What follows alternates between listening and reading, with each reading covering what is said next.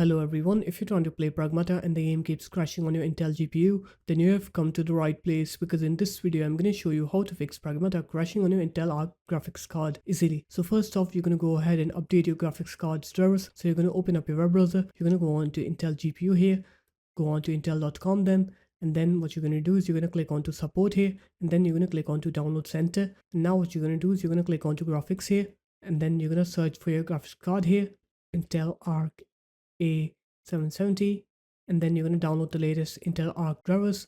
Once it's done downloading, you're going to install them. After you're done installing the drivers, now what you're going to do is you're going to go ahead and restart your computer.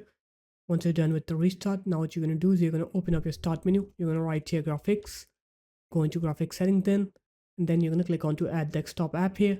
Now you're going to go to the Pragmata game folder. So the default location should be in a C drive from file 6, Steam then, Steam apps, common, and then Pragmata here.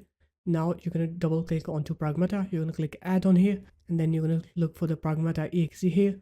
Here it is. Now what you're going to do is you're going to click onto GPU preference, set it to high performance.